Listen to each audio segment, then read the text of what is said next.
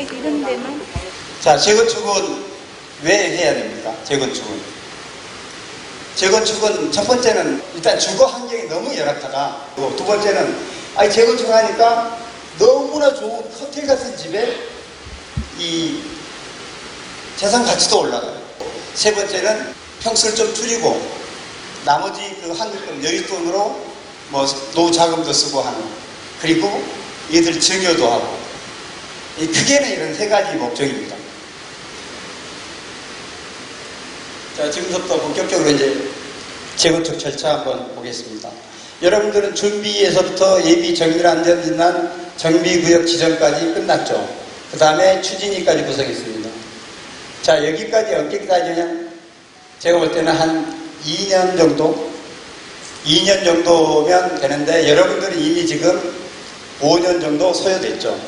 그 다음에 이제 여러분들 이번에 추진위원장이 사퇴해서 새로 뽑는 걸로 알고 있는데, 뽑고 나면 설계사하고 정비업체를 뽑아서 계략적으로 설계하고 계략적으로 분담금 예산에서 조합 설립 동의서를 받을 겁니다. 조합 설립 동의서는 전체 75%, 동별 2분의 1. 그렇게 해서 조합 설립 인가를 받고 하는데, 여기서 추진위 구성할 때 여러분들이 이제 초과이익 환수제 개시 시점이 시작되는 것은 아시고 계실 거예요. 그래서 추진위원회 승인을 조금 늦춰서 금년에 받은 걸로 알고 있는데, 그 다음에 조합이 설립이 되면 무슨 얘기가 있냐면, 조합이 설립이 되면 아파트 매매가 거의 금지가 됩니다. 그게 매매가 금지가 아니고 조합원 지양도 금지라고 합니다. 그러니까 새로 사는 사람이 조합원이 되지를 못해요. 새로 사는 사람이 조합원이 돼서 새 아파트를 받아야 되는데 현금 받고 쫓겨나요. 그러면 새로 살 사람이 없죠. 그래서 매매가 안 되는 거예요. 여러분도 이제 조합 설립하면 매매를 할 수 없는데, 단 예외적으로 10년 이상 보유하고 5년 이상 거주한 분들은 매매가 가능합니다. 예외적으로. 그게 이 조합 설립 인가예요. 이거 받으면 이제 교통 심의 및 건축 심의, 이 조합 설립 인가를 받으면 그때는 모든 업체를 다 선정합니다. 시공사만 빼고는 각종 이런 여러 가지 필요한 각종 그 업체들 다 이 조합에서 그런 업체를 선정하죠. 그 다음에 이제 이 건축 심의까지 끝나면 사업시의 인가를 받는데 이것도 한 6개월 정도 걸립니다. 여기에 투기라고 써 있는데, 조합 설립을 받아놓고 일허가에서 3년, 4년, 5년, 6년 헤매는 조합이 부쩍 있습니다. 여러분 아까 2년이면 2년 반이면 될 걸 5년 걸렸듯이, 조합 설립해놓고도 설립은 3년 이내에 사업시의 인가를 신청을 해야 되는데, 그걸 신청을 못하면 이건 사고조합이다 해서 이때는 이제 팔 수 있도록 풀어주는 거예요. 아까 매매를 못하겠죠. 근데 사업시 인가를 계속 못 받고 계속 지연되는데 매매를 5년이고 10년이고 못 팔게 하면 억울하잖아요. 그래서 3년 이내에 사업시 인가를 받지 못하면 이제 팔 수 있도록 허용을 해줍니다. 그 다음에 사업시 인가를 받으면 시공사 선정 한 5개월 걸리죠. 이거 끝나면 이제 조합원 분양 신청을 원래는 1개월 합니다. 준비하고 1개월 하고, 필요하면 1개월 더 연장해서 총 3개월 정도 걸리죠. 그 다음에 이게 끝나면 관리처분 인가를 받게 되는데, 관리처분 계획을 세우고 총회 열고 총회 통과해서 인가를 신청해서 인가 받는 데까지 6개월 정도 걸립니다. 이게 이제 상한제로 써 있는데, 원래 상한제가 관리처분 인가 신청한 단지는 상한제를 피하게 돼 있어요. 근데 지금 정부에서 뭐라고 그러죠? 소급 적용한다고 그러잖아요. 그러니까 원래는 관리처분 인가 신청한 단지는 이 분양가 상한제 법에 보면, 주택법에 보면 적용을 못하게 돼 있는데, 지금 공사를 한참 하고 있는 이런 데까지도 분양가 상한제를 적용시키겠다라고 지금 얘기하고 있어요. 이거 끝나면 이주하고 철거를 이제 하죠. 보통 여러분 단지 규모면 이주는 한 5개월에서 6개월, 철거는 한 6개월, 그래서 12개월 정도 걸립니다.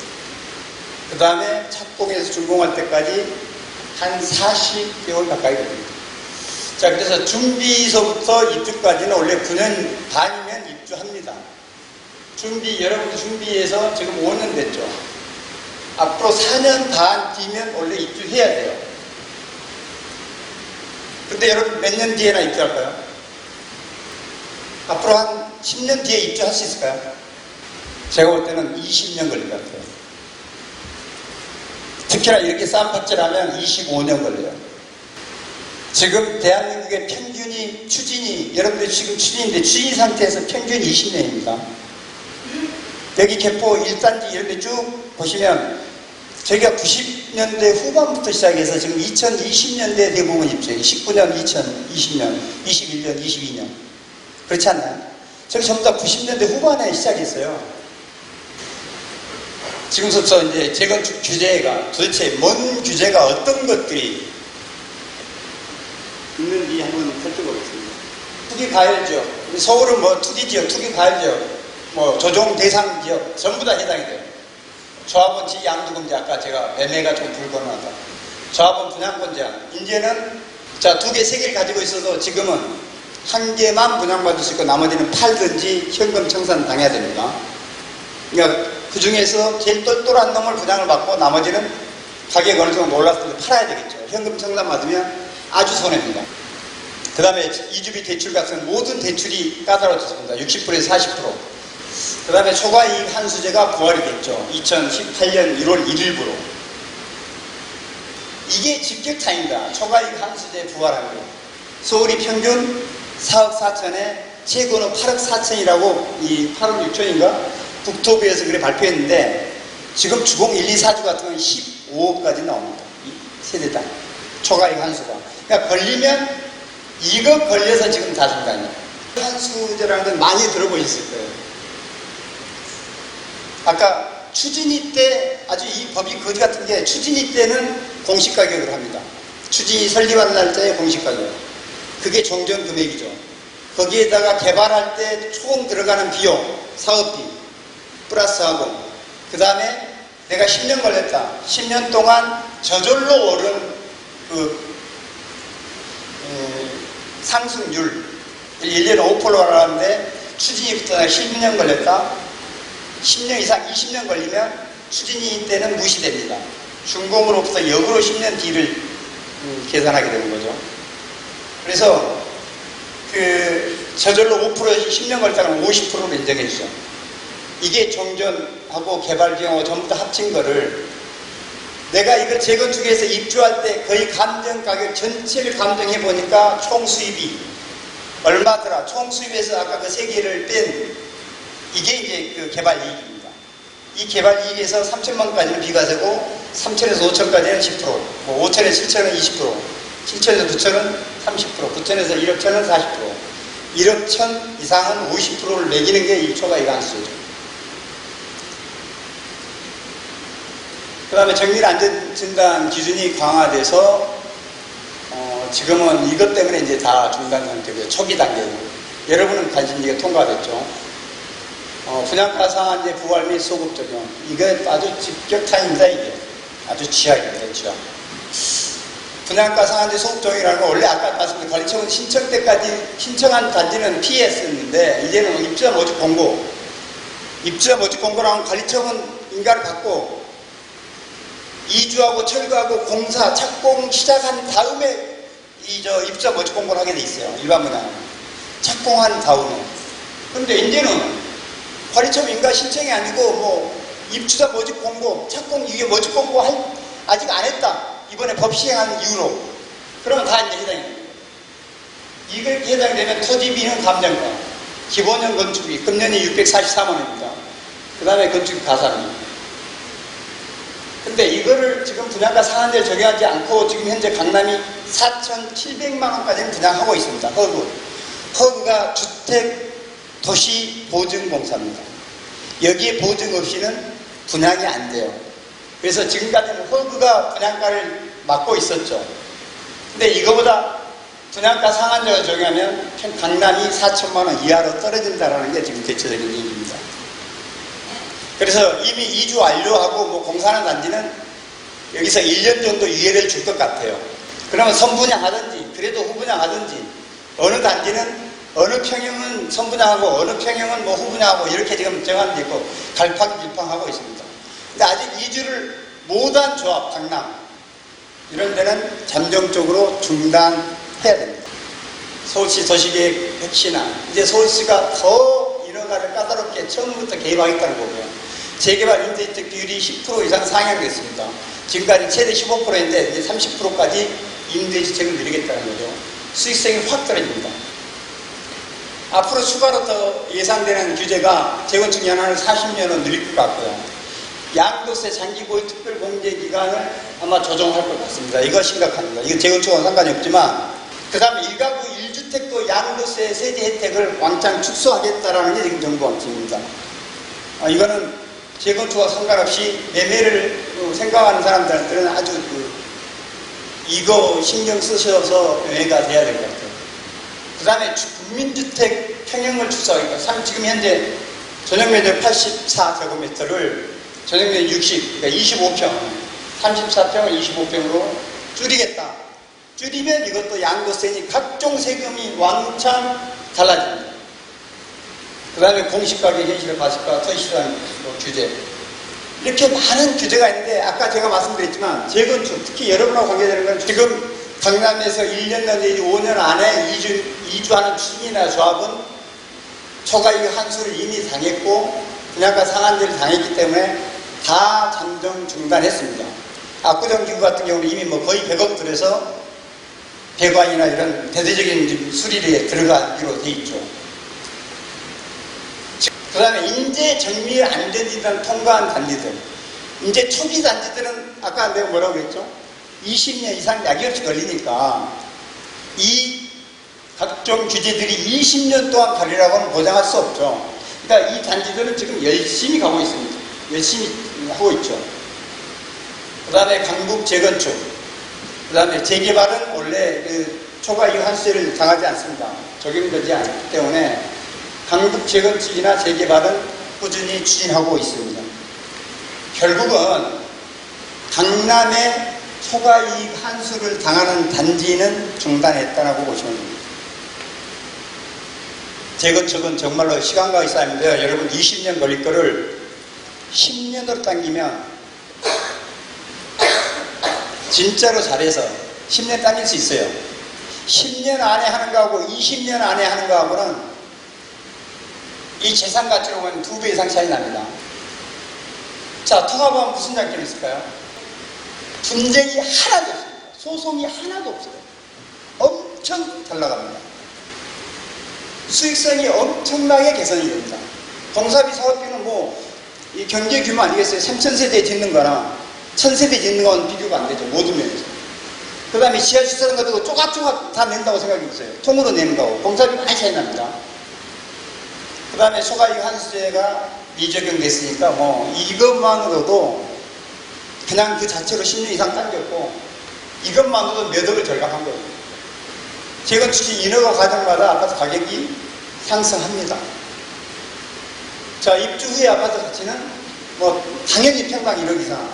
근데 나홀로 각각 했다면 1억은 그냥 한 7, 8천? 이 각 단지를 가르는 도로가 없어지고, 여러분도 그렇죠. 6단지 사이에 제가 오다 보니까 도로 있던데 그 도로 없어지죠. 그게 없어지면서 그걸 도로를 준비해 도로가 있으면 항상 거기서 몇 미터 떨어져서 동을 배치하게 돼 있어요.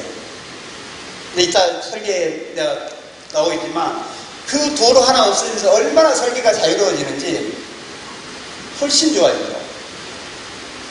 단순히 단지 규모에 따라서 아파트 가격이 많이 달라집니다. 단지 규모 하나로.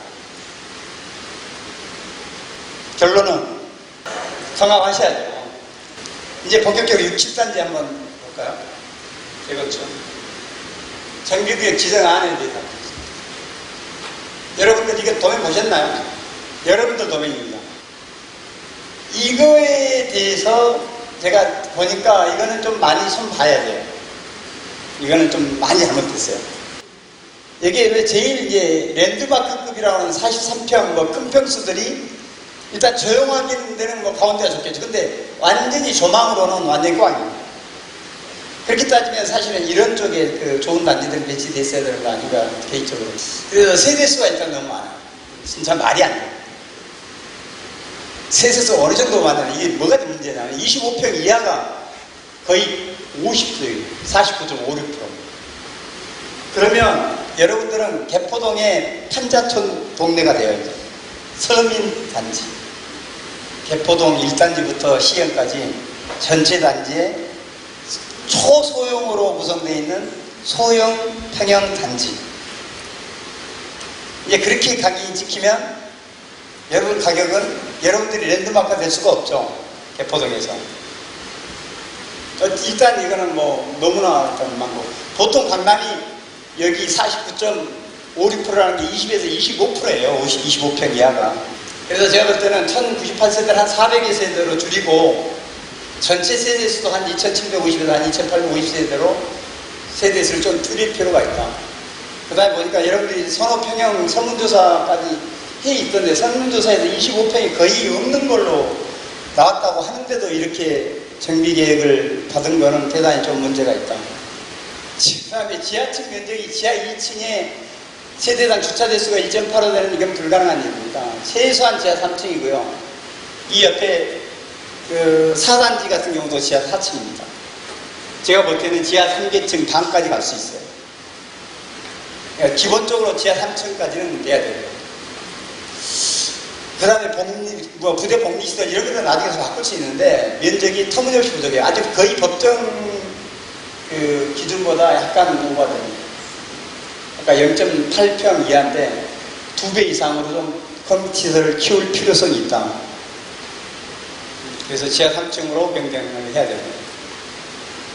그 다음에 아까 얘기했던 평형별로 동 배치를 좀 다시 할 필요성이 있겠다.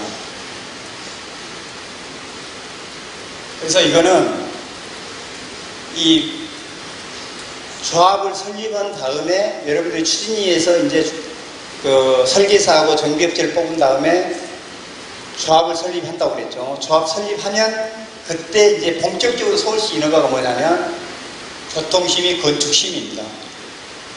교통심의 건축심인데 지금 아예 세대수를 축소하고 지하 3층을 하고 건축 배치 계획을 바꾸는 이런 변경을 지금 정비계획 변경을 하고 그리고 건축심의 가는 게 맞다.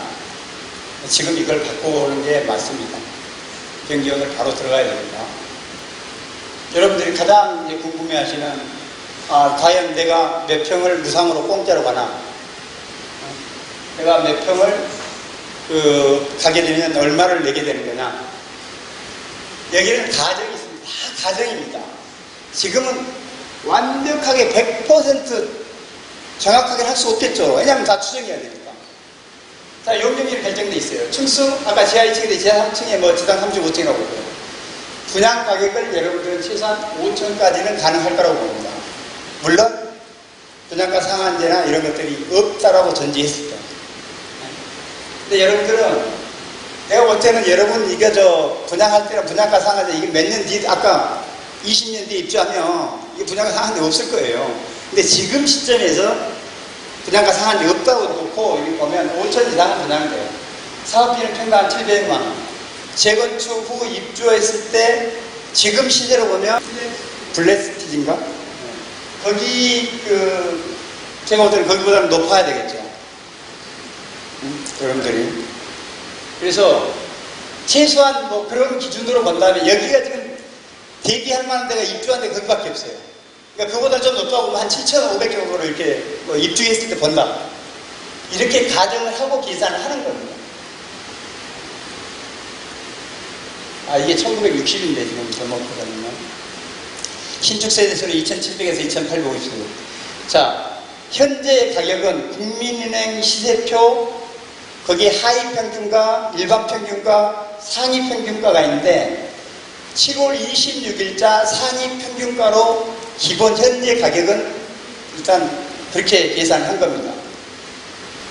그렇게 했을 때 지금 23평, 25평, 31평, 34평 4가지 평이 있는데 6단지, 10단지가 거의 비슷해요. 자, 이게 빨간 글씨가 그냥 돈을 받는 겁니다. 23평, 25평을 갔는데 9,600을 받는 거고요. 여기 플러스로 이게 검정 글씨는 부담금 29평을 가게 되면 1억을 내야 되고 34평을 가게 되면 3억 5,400을 내야 되고 25평 같은 경우는 1억 8천을 받게 되는 거고 34평을 가게 되면 2억 6천 31평은 29평까지 1억 6,500 받고 34평은 한 8,500 내야 되고 34평은 34평까지는 거의 공짜고 그 이상은 돈을 좀 내야 되고 근데 이거는 실제로 34평 이하는 평당가가 좀 높습니다. 실제로 일반 분양가도 그렇고요. 요 39평 이상은 이 일반 분양가 좀 낮습니다. 그런데 일률적으로 이건 분양가를 5천만 원이라고 놓고 계산했기 때문에 실제로 요 위에 여기 플러스 되는 이런 금액들은 2억 4,500이면 2억 밑으로 떨어질 겁니다. 정상적으로 금액을 낮게 실제로 계산을 하면 이건 좀 떨어져요. 4억 4,500이면 3억 몇천으로 떨어질 거고 여기는 뭐 5억 몇천으로 떨어질 거고 그 다음에 무상으로는 23평이 26.92평이 무상입니다. 25평은 28.72평 정후 예상가라는 건 뭐냐면 아까 이런 것 26.92평을 평당 7,500억 계산했을 때 지금 아까 15억이었던 게 약 20억 정도 간다. 예를 들어 지금에서 4년 뒤에 입주를 한다. 그러면 여러분 20억 정도 지금 시세로 보면 20억 정도 가는 거예요. 근데 지금 15억짜리가 20억 되면 이제 5억 정도밖에 안 올랐죠. 왜냐면 여러분 중층이기 때문에. 그런데 아파트는 정말 최고급 아파트로 정말 그림 같은 아파트를 새 아파트에 들어가고 아파트 가치가 이렇게 올라가는 거예요. 여기 24억 2천, 25억 9천, 여기 34.1평이 무상. 그러니까 아까 34평을 갈 때 500만 원 받는 걸로 돼 있죠. 여기는 32.3평이 무상. 그래서 34평을 가게 되면 1.7평 값을 내서 아까 얼마 1.7평 값을 내서 8,500을 내게 되는 거죠. 자, 이런 정도라면 재건축은 무조건 해야죠. 초과이익 환수금을 내가 계산해 봤습니다. 최고로 적게 잡았을 때 3억 5천 나옵니다. 3억 5천. 그러니까 지금도 여러분들이 초과이익 환수제를 당해서 아무리 새 아파트가 좋고 가격이 내가 한 15억짜리가 20억이 되고 그래도 입주할 때 세금으로 3억 5천 내라고 그러면 여러분들은 재건축 중단해야 됩니다. 여러분도 추진위 문 닫아버리고 추진위원장 꼽지도 말고 그냥 그대로 문 닫고 기다려야 되나요? 어떻게 해야 될까요? 자, 볼게요. 이게 노태우 정부부터 문재인 정부의 주요 부동산 정책입니다. 자, 그러면 개포 6.7단지 입주시 재건축 규제에 상당한 변화가 저는 예상이 돼요. 여러분도 아까 얘기했죠. 분명히 여러분들은 지금으로부터 최소한 15년 이내는 입주 힘듭니다.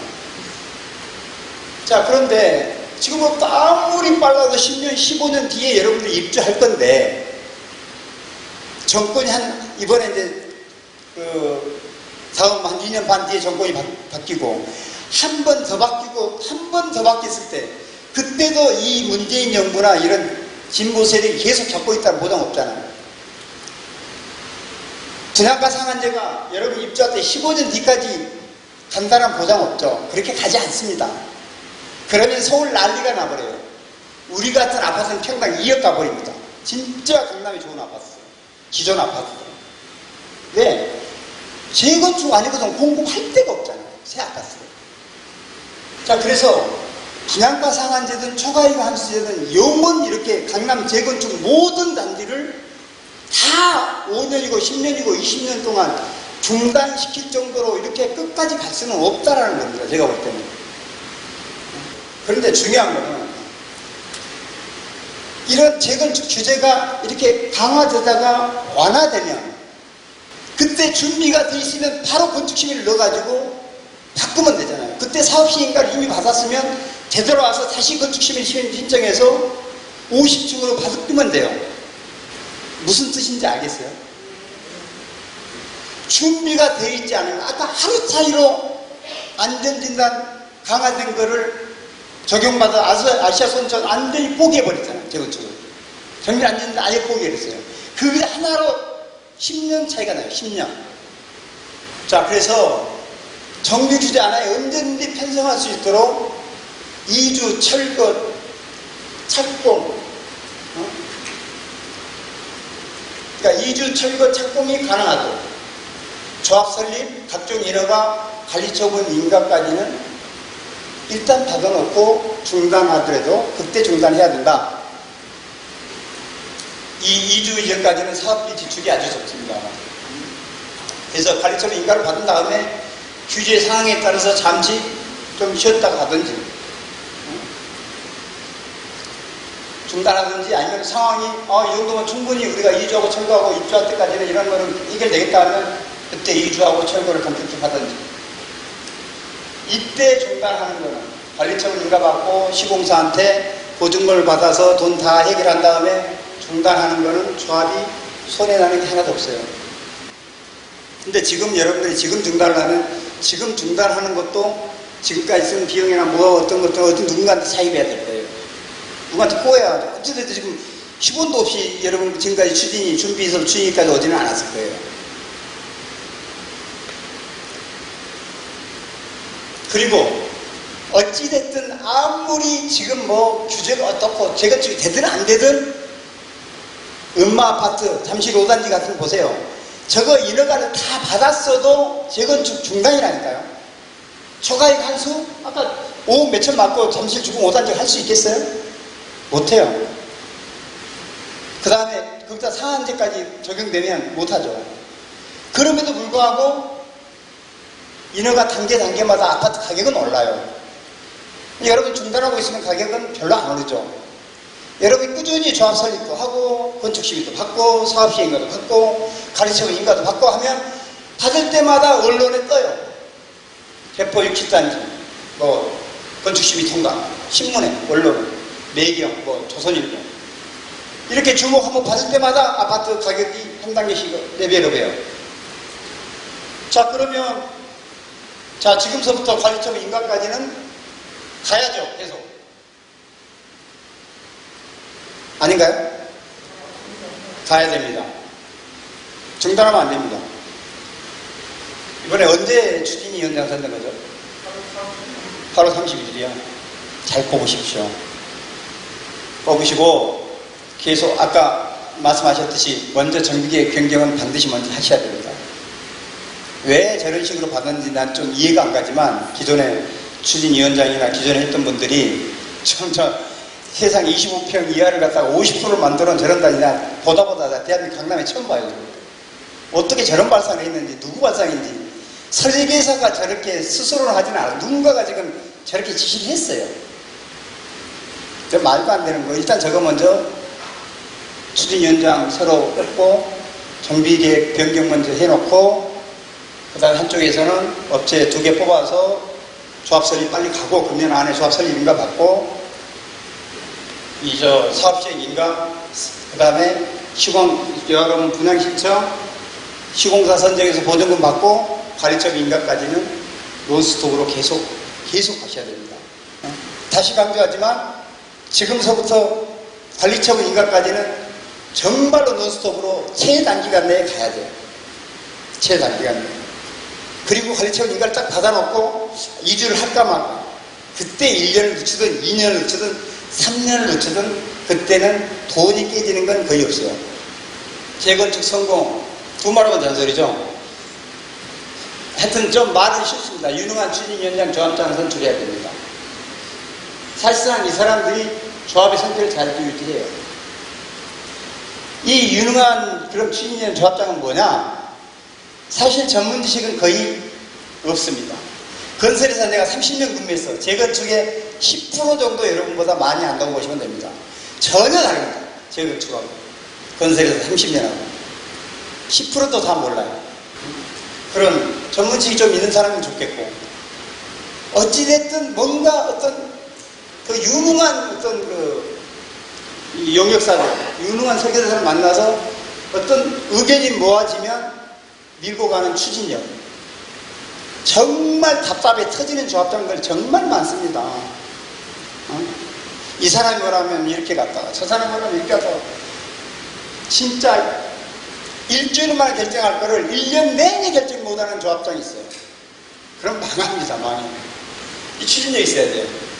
가장 중요한 건 소통입니다, 소통.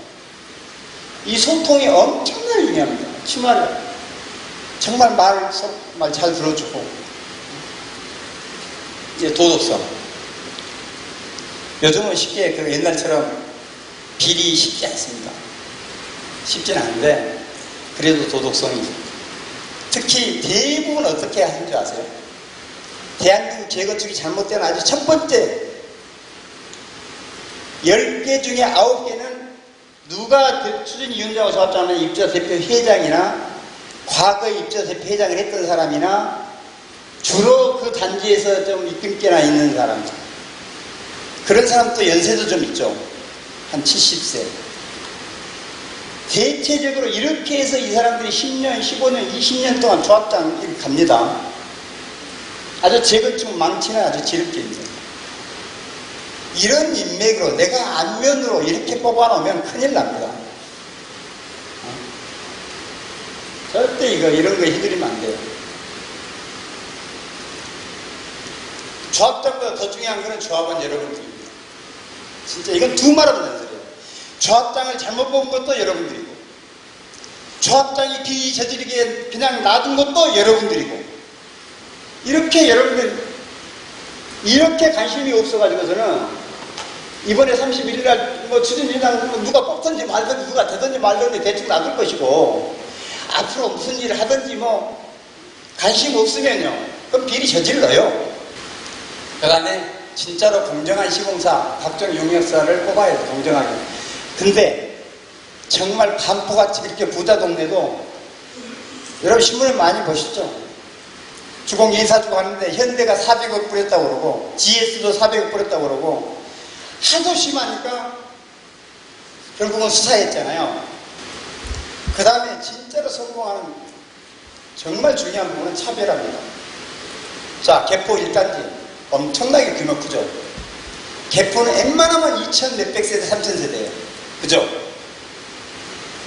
자, 여기서 개포하면 제일 먼저 떠오르는 데가 어느 단지냐? 소위 그게 랜드마크라는 겁니다. 그 다음에 요즘은 워낙 여러분들이 전문 지식이 없으니까 진짜 유능한 시엠사를 선정해서 활용하는, 지금 거의 이제 시엠사를 선정하는 추세입니다. 아까 말씀드렸지만 개포는 여러분들은 용적률이 300%라서 조금 일반적으로 열악합니다. 그 다음에 정말 그 스키 집행부나 이런 분들은 이 성공한 사례, 실패 사례를 벤치마킹 많이 해야 돼요. 정말 성공한, 대한민국의 성공한 재건축조합, 형편없이 실패한 재건축조합은 나름대로 가서 보면 이유가 있어요. 이유가. 많이 공부해야 됩니다. 지금부터 아까 말씀드린 대로 질문을 좀 받겠습니다. 강의가 너무나 뜻깊은 강의로 굉장히 유익한 시간이 됐다고 생각이 들면서요. 아까 이제 우리가 계속 추진을 해야 되는데 정비계획 변경 신청을 이제 함에 있었어요. 우선 그 4가지 질문을 준비했습니다. 첫 번째는 정비계획 기존에 수립이 되어 있는 거에서 10%까지 세대수를 축소를 할 때 그게 쉽게 승인을 내주는지, 그게 첫 번째 질문인가요? 그다음에 두 번째 질문은 지하 주차장을 지금 현재 2,000호로만 계획이 되어 있습니다. 근데 이걸 3,000호로 이제 바꿔도 정비계획 10% 범위 내에 들어가는지, 그게 궁금하고요. 세 번째는 아까 이제 말씀해 주실 때 사업 시행 인가 당시에 임대주택을 지금 규제에 의해서 30%까지 증가를 시킨다고 이제 말씀하셨는데, 그렇게 되면 지금 잠깐만요. 네. 그 임대주택은 재개발을 얘기하는 거예요. 재건축과 상관없습니다. 그렇습니까? 예. 그러면 넘어가고요. 마지막은 이거는 다른 내용이겠습니다만 민감한지 모르겠는데,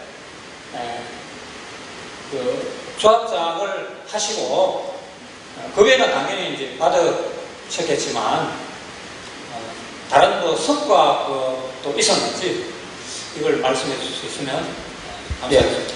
예, 이사님. 그 첫째, 정비계획 변경의 그 세대에서 10% 정도, 10% 이내의 변경은 경미한 변경입니다. 경미한 변경이라 하면 예를 들어서 조합 설립하고 건축 심의 때 바로 그냥 건축 심의에서 해결해도 돼요. 극단적이게 얘기하면. 그리고 이제 사업 시행과 맡으면 어차피 사업 시행 같은 어떤 조건이 나오면 정비계획은 경미한 변경이 또 나올 거예요. 다른 조건들이. 그래서 건축 시행 받고 사업 시행과 받고 경미한 변경을 나중에 처리해도 돼요, 보통은. 근데 지금 말씀하신 대로 그 지하 주차장이 2층에 3층으로 늘어난다. 아니면 3층에서 뭐 3계층 간으로 늘어난다. 이거는 엄격히 따지면 경미한 변경에 일단 9가지 경미한 변경 사항이 있는데 거기에 들어있지는 않아요. 그 얘기는 뭐냐면 이건 경미하지 않다라고 보고요. 지금 서울시는 정비 계획에서 이만큼이라도 바꾸는 거는 알레르기 반응을 일으켜요. 건축 심의로 바로 들어오면 그냥 내보내버려요. 지금 기존은 서울시가 경비 계획에서 실컷 2년 동안 다 해줬더니 가만히 있다가 건축 심의 때 왕창 바꿔 들어온다? 그럼 너 정비계획 변경부터 다시 바꿔 와. 그럼 100%예요. 그러니까 설정적 경미한 변경이 해당이 돼도 그냥 보내버려요. 그러니까 법하고 상관없어요.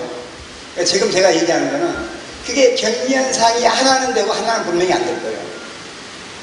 하나 경미한 사항이 하나 있지라도 가능하면 지금 시간 있을 때 정비계획이라는 게 아까 서울시가 가면 갈수록 계속 까다롭게 보니까 최대한 빨리 바꿔놓는 게 아직 상수예요.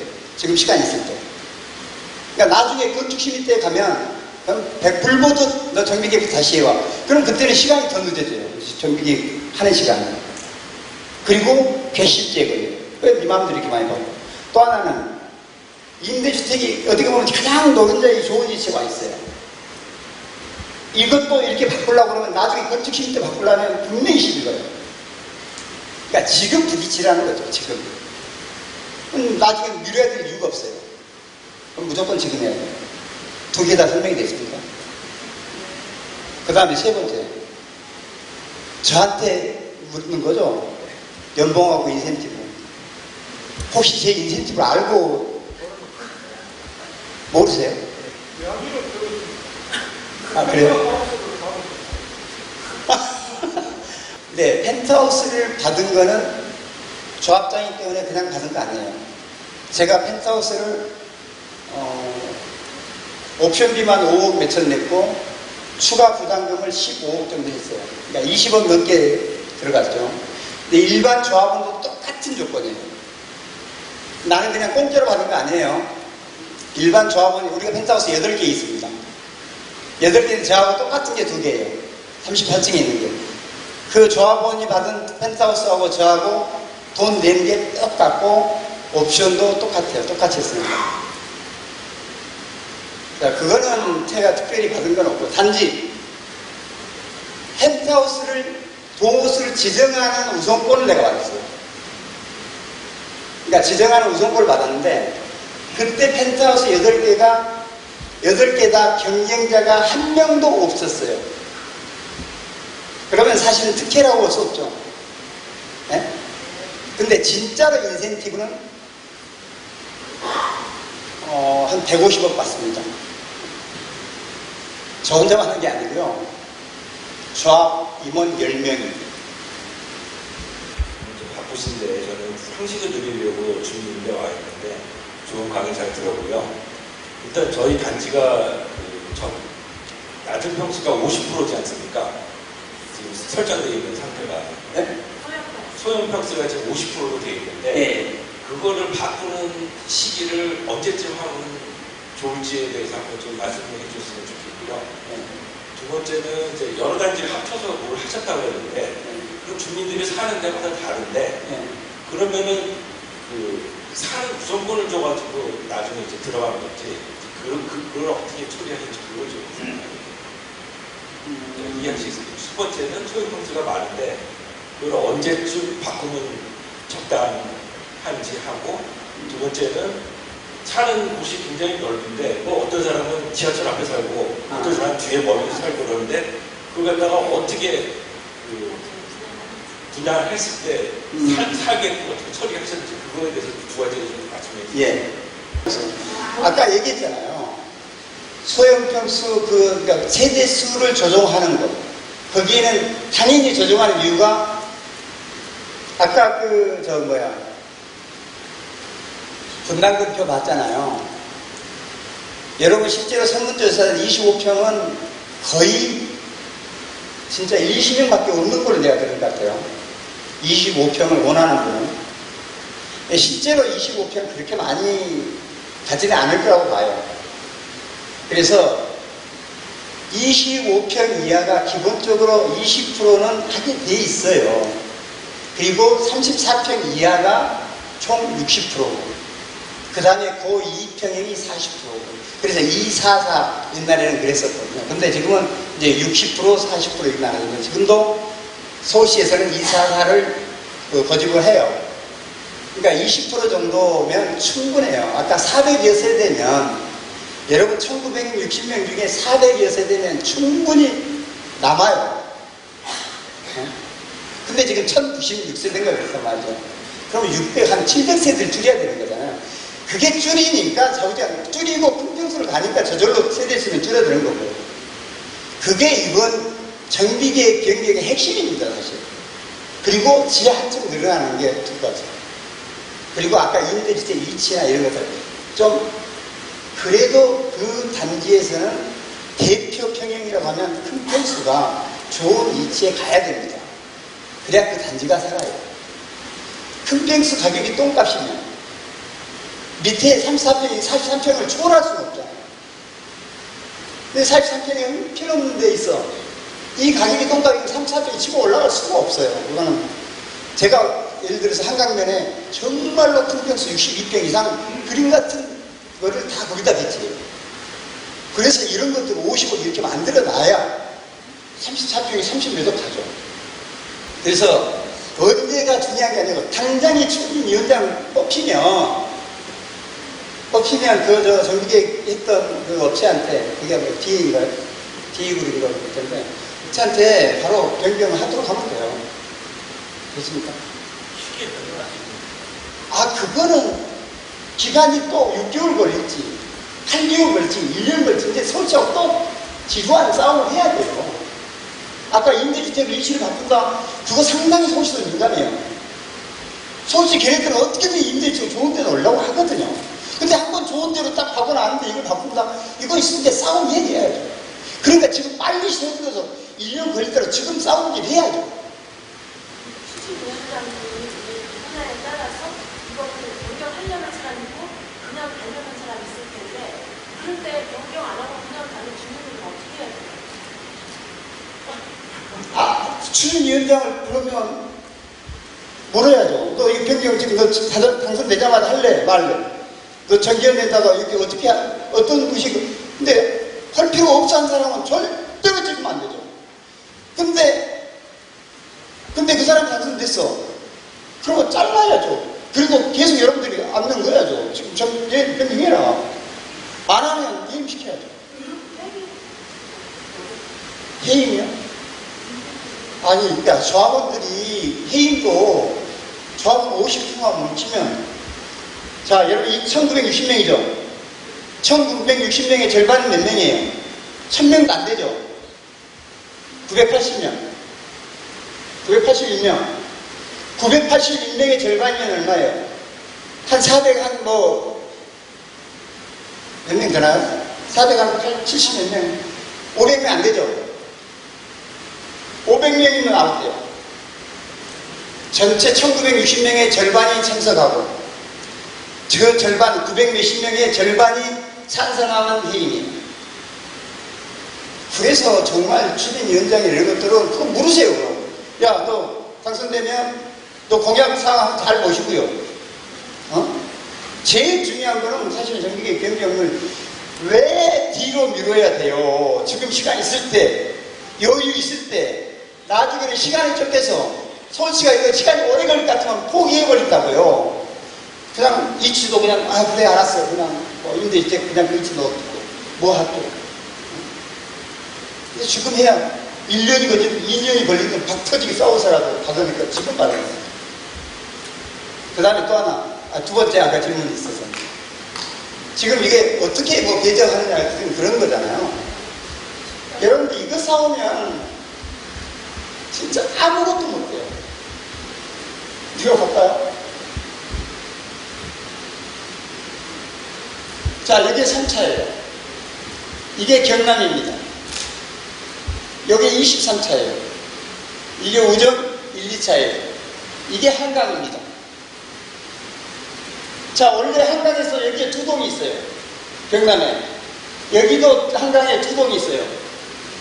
그러니까 이게 최소한 12층이니까 8층부터 한강 다 보였어요. 자, 이 사람들이 한강 보이는 데나 주장하면 어떻게 될까요?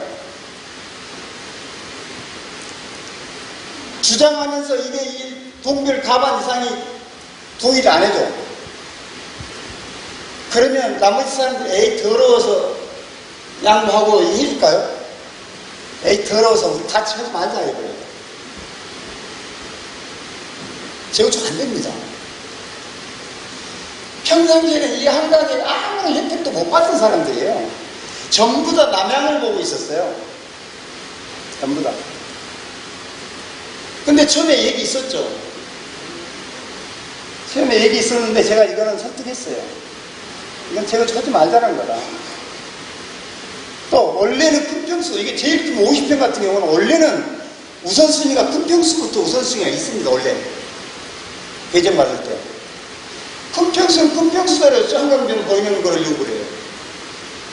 근데 아까 얘기했죠. 자연스럽게 큰 평수나 좋은 평수가 이쪽에 배치되는 게 맞죠. 이 단지 전체가 살리려면 거기에는 누구도 부인할 수가 없어요.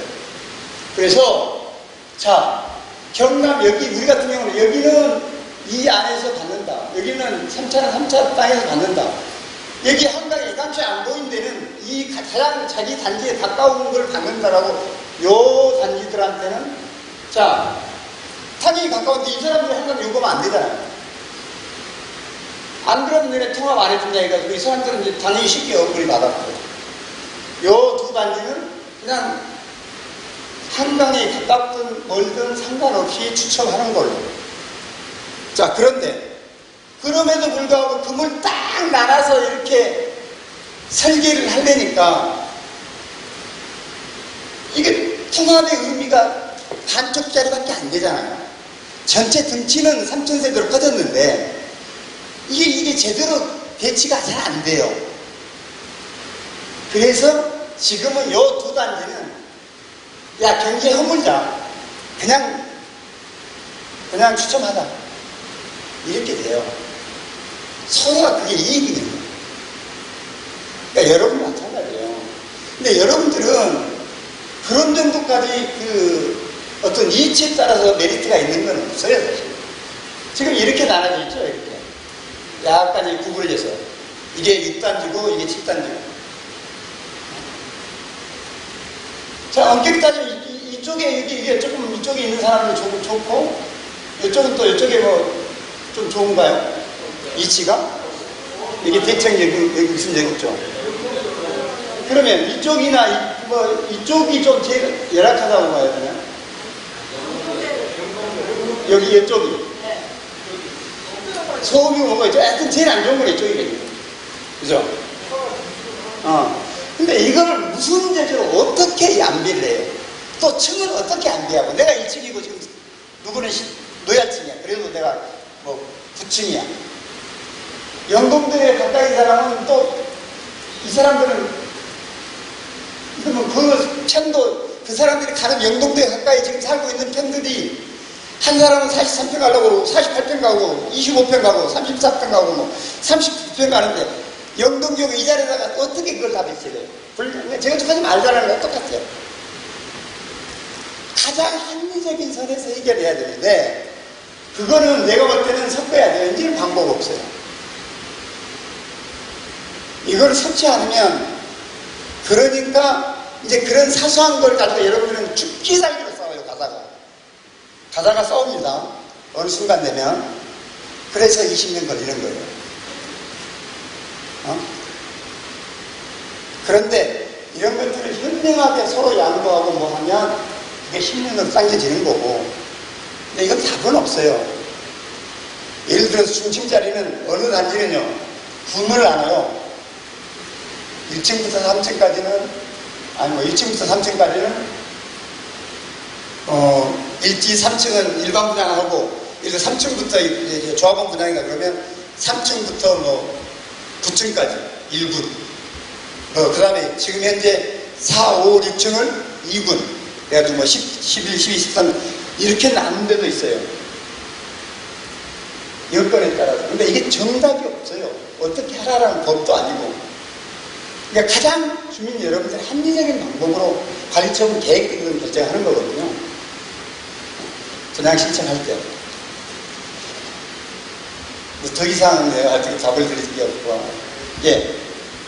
예, 그 전에, 마이크. 더운 날씨에 와주셔서 좋은 말씀 너무나 감사합니다. 땅 가지고 저기 배치죠? 위치. 저 배치도인데 저 위치를 바꿀 수는 없나요? 바꿀 수 있다니까. 그러면 정비계 변경에서. 중대 변경으로 해당되나요? 중대 변경으로 해당되나요? 네. 위치를 바꿀 때는 중대 변경인가요? 아니면 경비 변경인가요?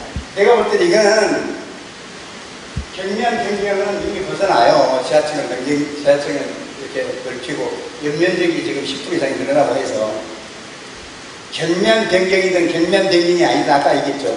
지금 서울시는 정비계획, 경기계획을 변경하지 않고 건축심의에서 뭘 변경해 오면 아주 알레르기 반응이 있기도 분명히 얘기했죠. 그게 중대하든 경미하든. 그러니까 지금 그걸 논할 이유가 없어요. 지금같이 시간이 널널할 때 지금 당연히 해야죠. 지금 경미하고 경미하지 않고가 상관없이. 근데 질문이 하나 생기는데요. 저는 뭐 소셜 믹스라고 해가지고 동을 따로 이렇게 구분하지 않고 뭐 전부 이렇게 섞는 추세에 있는데요. 예. 그거를 이렇게 구체적으로 뭐 이렇게 뭐 따로 이렇게 지을 수가 있는지 이게 궁금해요. 지금 우리 1차 같은 경우는, 우리 2차 같은 경우는 300세대가 25평이에요. 그 밑으로는 없어요. 30세대 200, 근데 그 중에 85세대가 있는데요. 자, 소셜 믹스. 서울시하고 서초구청이 직원이 나와가지고 300세대를 갖다 놓고 뽑기를 해요. 도못을 뽑아요, 임대주택을. 지금 제가 조합적으로 2년 반, 3년 살고 있지만 지금은 몇 동 몇 호가 임대인지는 저도 몰라요, 이제.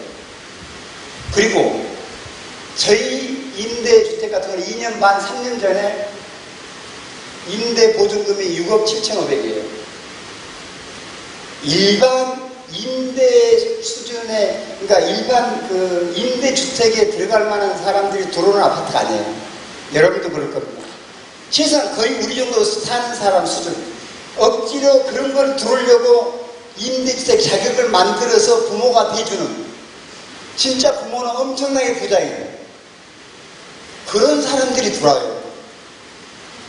그러니까 임대주택이 있다고 해서 강남의 묘지에 있는 것들은 6억 7억짜리가 정말 임대주택에만 사는 사람들 수준하고 완전히 달라요. 아파트 가격에 아무 영향 없습니다. 그리고 소셜 믹스라는 게 그렇게 뒤섞어놨기 때문에 어디가 임대인지 아무도 몰라요. 사는 사람도 몰라요. 옆집도 몰라요. 아주 좋습니다. 그런데 지금은 이 박원순 시장이 8만원 청년 뭐 무슨 주택 해가지고 8만원을 만드는데 이게 25평 가지고는 이제 안 돼. 그러니까 소위 지금 이게 20평형이에요. 여러분들 임대주택이 전용면적 45제곱미터. 원래 25가 전용면적 60이잖아요. 여러분들 전용면적 45라는 게 한 20평형이에요. 이런 것도. 자, 20평형은 소셜 믹스를 할 수가 없잖아요. 그리고 세대수가 이렇게 300, 400여 세대나 돼요. 네? 우리같이 1600세대 중에 한 80세대라고 그러면 뒤섞기나 하겠는데 그러니까 20평형짜리를 어디다가 섞어요? 여기 그 임대 아파트가 지금 그 대지 실지를 무료로 기부 체납하고 있거든요. 예. 그 부분에 대해서 그 처음에 그 임대 아파트 노무현 정부 때 그 법을 시행하면서 그때는 유상으로 지자체에서 그 매수를 하는 걸로 그렇게 되어 있었는데 저는 지금 이 건축주기만 토종 건축주기만 지금 보상하게 되어 있거든요. 그래서 지금 대지가 보상으로 기부 체납하는 부분이 공원면적하고 또 대지 지분하고 그래서 이 상당한 금액인데 이걸 지금 어떤 사후에 우리가 그 초과이익 환수할 때 그 한계작업을 상계 계산할 수 있는지 거기에 대해서 한번 여쭤보고 싶어요. 또 다시 한 가지는 뭐냐면은 우리가 그 아까 강남구청에서 지금 정비 계획을 조속히 변경하는 것이 좋겠다. 변경 신청하면 좋겠다. 그 안이 지금 그 제시한 것으로 알고 있어요. 강남구청에서. 예. 강남구청에서 앞으로. 잘 됐네. 그래서 신청은 우리는 이미 그래서 공문을 작성해서 그거를 그 우리 조합원들이 일부 조합원들이 반발하니까. 아니 그걸 왜 누가 반발을 해? 예, 지금 세력도 있습니다. 이게 참여 못하게 한 세력도 있습니다. 자기들이 처음에 입안을 해가지고 이게 잘못 계획을 한 부분에 대해서 그게 이제 여러분들한테 이제 사실 오픈이 되면은 자기들이 어떤 체면 이런 것도 좀 생각한 것 같아요. 그래서 지금 그 추진위에서 그거를 정식으로 질의를 우리가 서면으로 질의를 해가지고 회신을 하면은 거기에 대해서 이 사람들을 설득하기 위해서 했는데 지금 대행이 결재를 안 해가지고 지금 중지가 되어 있는 걸로 알고 있습니다. 그렇게 하고 있고요. 아까 제가 말씀대로 또 그 사람들은 이제 강남구청에서 이야기하는 이야기는 지금 청년주택을 임대주택을 많이 건립하기 위해서 공원 면적도 축소해가지고 거기다 강남구청에서 이야기하는 건 그렇게 주장할 수 있으니까 사업시행 건축 심의를 할 때 하면은 늦으니까 빨리 신청해라. 그렇게 지금 이야기를 듣고 있습니다. 그래서 그 부분에 대해서 알고 계시는지 그리고 두 가지를 제가 여쭙습니다. 임대주택 부지. 임대주택 용지요? 예, 거기에. 자, 저희가 25평을 24평형인데 25평을 분양할 때 한 11억 정도에 분양을 했어요. 근데 서울시가 임대주택을 얼마에 사갔냐면 1억 2천에 사갔어요. 10분의 1. 그러니까 완전히 뭐 건축비만 주고 사간 거죠. 그래 놓고 지는 6억 7,500에 임대를 놔요. 그러니까 여러분도 마찬가지입니다. 임대주택에 들어가는 대지지분은 기부채납으로 보지도 않아요. 여러분 거기에 들어가는 땅 면적은 빼고 기부채납률이 아마 10%든 얼마든 들어있을 거예요.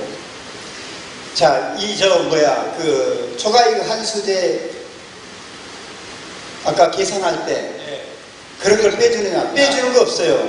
단지 임대주택은 우리가 분양 수입이 대신 졌잖아요. 1억 얼마 세대당 뭐 지금 한 700만 원 꼴 돼요. 700만 원이면 여기 뭐 20평이면 1억 4천? 20평이면 그렇게 그러니까 수입 자체가 그러니까 가격 자체가 낮은 걸로 평가해줄 뿐이지 그걸로 인해서 뭔가 사감해주는 그런 건 없어요. 근데 초과이익 환수에 적용이 된다고 그런다면 여러분들도 재건축은 잠깐 그건 뭐 중단해야죠. 잠깐은. 근데 여러분 입주할 때쯤 되면 초과이익 환수는 아마 먼 옛날 얘기가 되지 않았을까. 그러니까 그거하고 연결을 뭐 굳이 그건 시켜야 될 이유가 없을 것 같고. 그 다음에 이 강남구청까지 정비계획을 변경하라는 얘기는, 진짜 내가 봐도 저거는 해야 돼요. 안 할 수는 없어요. 그런데 아까 내가 얘기했잖아요. 뭔가 누군가가 지금 잘못한 사람이 있어요. 절대로 설계사 자체적으로 저렇게 했을 리가 안 보여요. 강남에서, 아니, 그러니까 DA가, 저도 DA 알아요.